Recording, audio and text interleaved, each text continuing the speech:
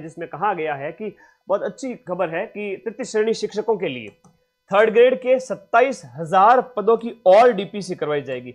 DPC का मतलब है जैसे ही डीपीसी करवाई जाएगी तो पद है वो आपके खाली होंगे, और पद खाली होंगे तो आप लोगों के लिए अच्छी बात है, आप लोगों के लिए बहुत अच्छी बात है कि पहले पात्रता परीक्षा होगी और ये डीपीसी की प्रक्रिया चलती रहेगी। अभी मुख्य परीक्षा के बारे में कोई खबर नहीं आएगी, ध्यान रखना।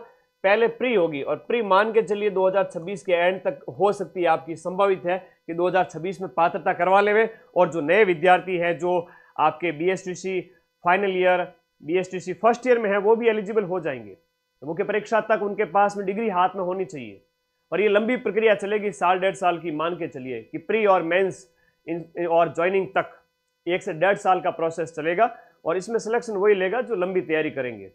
और बहुत अच्छी बात है कि इतनी ज़्यादा पदों के ऊपर जब वैकेंसी आ रही है तो आपको एग्जाम में तैयारी अभी से ऐसे स्टार्ट कर देनी चाहिए कि नेगेटिव ज़्यादा ना करो, और एक्यूरेसी के साथ पेपर अटेम्प्ट करते हुए ज़्यादा से ज़्यादा आपके क्वेश्चन सही हो। और पेपर तो लेंदी आएंगे, फिर से वही कह रहा हूँ 65 पेज का, और फिर कहोगे गुरुजी बताया नहीं था पहले।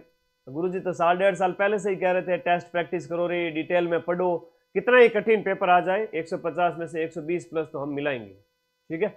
तो ये पद खाली हो जाएंगे आपकी डीपीसी के बाद में, 27,000 और पदों की डीपीसी होगी, और शिक्षा मंत्री ने डीपीसी को लेकर जानकारी दी है। अब तक 62,000 डीपीसी पूरी हुई है, कुल मिलाकर 90,000 के करीब डीपीसी का लक्ष्य है। आने दो, ठीक है, 50,000 प्लस भी जा सकती है भर्ती, कोई बड़ी बात नहीं है।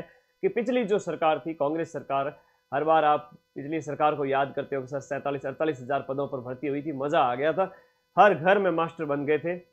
इस बार भी बीजेपी सरकार ऐसा थोड़ी चाहेगी कि कांग्रेस सरकार से हम कम भर्ती निकालें।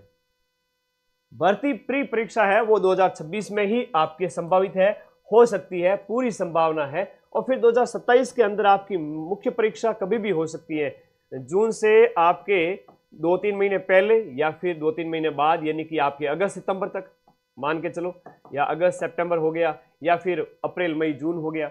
उसके बाद में इसकी ज्वाइनिंग की प्रक्रिया है वो आपके 2028 तक आपको स्टार्टिंग के अंदर, जनवरी से लेकर जून तक आपको ज्वाइनिंग दे देवे, क्योंकि इसी समय होने वाले इलेक्शन, और इलेक्शन में भाई साहब याद रहते हैं वही राजनेता क्या समझते हैं पता है तुम्हें एक बात, राजनेता या पॉलिटिशियन बनने का एक ही रूल है कि आप लोग ये याद रखें, ये बात हमेशा दिमाग में रखें कि जनता है वो अल्प बुद्धि वाली होती है, वो चीज़ों को थोड़े समय के लिए याद रखती है। कोई बात नहीं, हम थोड़े समय के लिए याद रख लेंगे, लेकिन आप भर्ती तो निकालो, आप 50-60-70,000 पदों पर निकालो तो सही, हम तो सब खुश ही खुश हो जाएंगे, हमारे जब बच्चे सेलेक्ट होंगे सारे के सारे। तो आप ये वही मानते हैं कि जब इलेक्शन सिर पे आता है तब भर्तियाँ आती हैं, सीधी सी बात है। 2027 और 28 में हम पढ़ाते पढ़ाते थक जाएंगे और तुम नौकरी लेते लेते थक जाओगे। इतने ज़्यादा पदों पर भर्ती आएगी, डेफिनेटली आएगी, भर भर के आएगी। नई सीईटी होगी 2026 के एंड तक, पात्रता परीक्षा हो जाएगी, मुख्य परीक्षा का अभी बिल्कुल भी नाम नहीं लिया जाएगा। और मुख्य परीक्षा का नाम कब लिया जाएगा, मुख्य परीक्षा आपके 2027 के अंदर, और 2028 की स्टार्टिंग में आपको ज्वाइनिंग वगैरह दी जा सकती है। तो ज़्यादा लंबी प्रोसेस है नहीं, 1.5 साल की प्रोसेस है, 18 महीने का टाइम है ना, 18 माह का टाइम है। और 18 माह में तो मुझे पता है कि 4-6 महीने तो तुम लोग है ना लापरवाही में बिता दोगे, मनुष्य का स्वभाव है, भर्ती आई नहीं आई कि नहीं आई, प्री कब होगी। और जब प्री का पेपर होगा 2026 के एंड में, अरे भाई प्री करवा दी, अब तो सावचेत हो जाओ, जागृत हो जाओ, तो उस समय तुम लोग फिर पढ़ना स्टार्ट करोगे। फिर भी कोई देर नहीं होगी, फिर भी आपको 6 महीने का टाइम मिलेगा, और 6 महीने 7 महीने 8 महीने जितना टाइम मिले कोई बात नहीं, मनुष्य का स्वभाव है, आग लगने पर कुआं खोदना, वो हमेशा वैसा ही पड़ता है। लेकिन अभी धीरे धीरे पढ़ो तो सही, कम से कम। पात्रता परीक्षा में क्या पढ़ना होता है, मुख्य परीक्षा में क्या पढ़ना होता है, आइए 2 मिनट में समझा देता हूं। अगर ये नहीं पता एग्जाम प्रोसेस तो फिर कुछ नहीं पता। रीट प्री की अगर बात करें, रीट प्री के अंदर आपके लेवल 1 के अंदर मनोविज्ञान होता है, लेवल 2 में भी मनोविज्ञान होता है। भाषा 1 होती है, अमूमन भाषा 1 के अंदर अगर आप देखोगे, भाषा 1 विद्यार्थी हिंदी लेता है जो सरल मानी जाती है। ग्रामर के प्रश्न आते हैं, 15 से 15-17 ग्रामर के प्रश्न आते हैं, बच्चा आराम से कर सकता है। और मनोविज्ञान के भी अंदर भी 20 के प्लस क्वेश्चन आराम से कर सकता है। और ये भी 30 क्वेश्चन, ये भी 30 क्वेश्चन 30 नंबर के, ये भी 30 क्वेश्चन 30 नंबर के, तो 90 नंबर तो भाषा और मनोविज्ञान के हैं। और भाषा 2 के अंदर विद्यार्थी अपनी सुविधा के हिसाब से या तो संस्कृत लेगा, या फिर जिसकी इंग्लिश स्ट्रांग है वो इंग्लिश मीडियम बालक बालिकाएं, आजकल के चुनु मुन्नू बड़े इंग्लिश मीडियम वाले हैं, तो वो अपनी भाषा लेंगे। लेवल 1 में ईवीएस आती है, और ईवीएस तो आपका माइंड मैप फेवरेट है। 10 की 10 यूनिट में यूट्यूब पर करवाया था और उसमें से 20 से 25 क्वेश्चंस मिला दिए थे। इस बार में आप लोगों ने प्रूफ भी देखे थे। और मैथ्स है आपके लेवल 1 के अंदर। फिर यहाँ पर लेवल 2 के अंदर आपके मनोविज्ञान है, भाषा 1 है, भाषा 2 है, ये भी आपके 90 नंबर की, ठीक है। उसके बाद में विषय आता है आपका 60 नंबर का, जिसमें जो है टीचिंग मेथड्स के 10 क्वेश्चन शामिल होते हैं 10 नंबर के। एसएसटी वाले विद्यार्थी मुख्य परीक्षा में जाकर के या तो एसएसटी लेवे या फिर हिंदी लेवे या फिर इंग्लिश लेवे या फिर आपके संस्कृत लेवे, ये एसएसटी वाले विद्यार्थी ही मुख्य परीक्षा के अंदर जाकर के ये विषय लेंगे। तो मैंने जो बैच लॉन्च किए हैं, जो अभी रीट परीक्षा के 2026 के और 27 के 2 साल की वैलिडिटी रखी है, ऐसा नहीं कि तुम्हें बार बार फीस लूंगा, कि 730 दिन की वैलिडिटी के साथ में बैच लॉन्च किया जा चुका है। यानी 2 साल तक आपके फोन से हम ऐप को हटाएंगे ही नहीं, जिसमें प्री भी पूरा पढ़ाएंगे, मेंस भी पूरा पढ़ाएंगे, दोनों के 20 यानी 40 टेस्ट भी देंगे। कौन दे सकते हैं, अभी इसके ऊपर बात करेंगे। तो जिस आप प्री में एसएसटी ही रख पाओगे और साइंस मैथ ही रख पाओगे, 2 ही सब्जेक्ट है, 3 पेपर है प्री के। मुख्य परीक्षा के अंदर जाकर के आपको एसएसटी वाला जो विद्यार्थी है वो एसएसटी भी ले सकता है अपनी सुविधा के अनुसार, या तो एसएसटी लेगा, एसएसटी वाला या हिंदी लेगा या इंग्लिश लेगा या संस्कृत लेगा। तो आपको मुख्य परीक्षा में जो सब्जेक्ट रखना, उस हिसाब से हमने 6 बैच लॉन्च किए हैं, जिसमें रीट लेवल 1 का है, लेवल 2 एसएसटी का है, जो प्री में भी एसएसटी रखे, मेंस में भी एसएसटी रखे, फिर हिंदी इंग्लिश संस्कृत, ये जो हमने बैच रखे साइंस मैथ। एसएसटी वाला हिंदी इंग्लिश संस्कृत लेना चाहता है तो उसमें जाए, क्योंकि प्री के अंदर हमने एसएसटी दिया है, हिंदी के अंदर भी, इंग्लिश के अंदर भी, संस्कृत के अंदर भी, और मेंस में आपको हिंदी इंग्लिश संस्कृत दिया है। तो आप हिंदी लीजिए, अगर मुख्य परीक्षा में हिंदी लेना चाहते हैं तो हिंदी वाला बैच लेके पढ़ोगे नहीं तो सिलेक्शन कैसे होगा।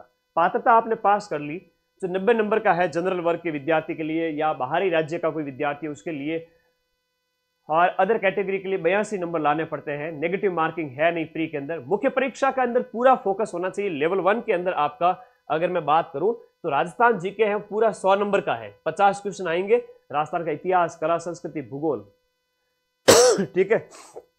फिर राजस्थान का स्टैटिक जीके, ये लेवल 1 के अंदर 80 नंबर का राजस्थान इतिहास, कला, संस्कृति, भूगोल है, और लेवल 2 के अंदर है 50 नंबर का, जो कि Rajasthan G K plus right to education act है, प्लस राजस्थान करंट है, प्लस शैक्षिक परिदृश्य है। ये 4 सब्जेक्ट मिलाकर के 80 नंबर है, और इधर आपके 50 नंबर है। तो 130 नंबर का राजस्थान जीके है, आरटी, करंट अफेयर्स वगैरह सब मिला करके, और 180 नंबर का है लेवल 1 के अंदर राजस्थान जीके प्लस आपका आरटी, करंट अफेयर्स, शैक्षिक परिदृश्य मिला करके।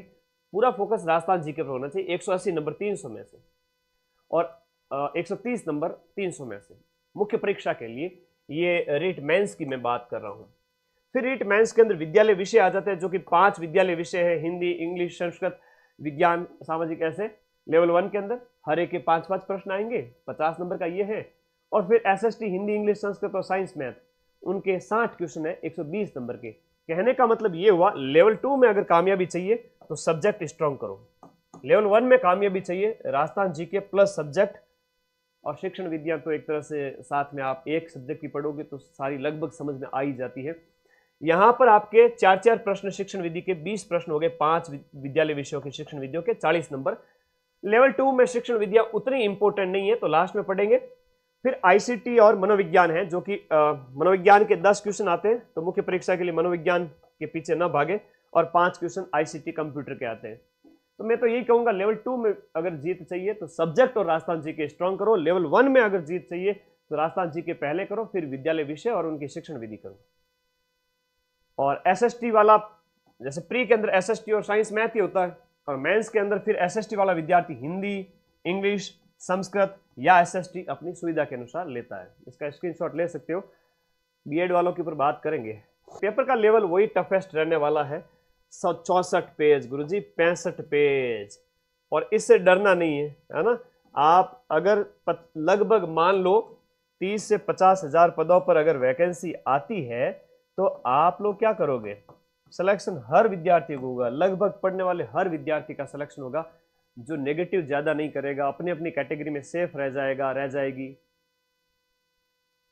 मुझे भी मैं एक चीज बता रहा हूं कि वैकेंसी की अपडेट निकल करके आ रही है, डीपीसी होते ही आपको वैकेंसी की खबर मिलेगी।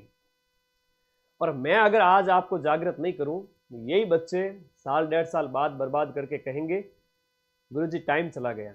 तो मैं तो जागृत करूंगा, मेरा फर्ज है आप लोगों को गाइड करना, बताना, पढ़ो पढ़ो पढ़ो। ठीक है, अब आपके कोई डाउट है तो पूछो मुझे, क्या डाउट है, क्या पूछ रहे हो? स्पेशल एजुकेशन सबकी आ जाएगी, जब हजारों में पद आएंगे तो सबकी आ जाएगी। और बातों में रह गए उस विद्यार्थी का सिलेक्शन तो कैसे होगा? पढ़ना शुरू करें, जैसे भी पढ़े, पढ़ना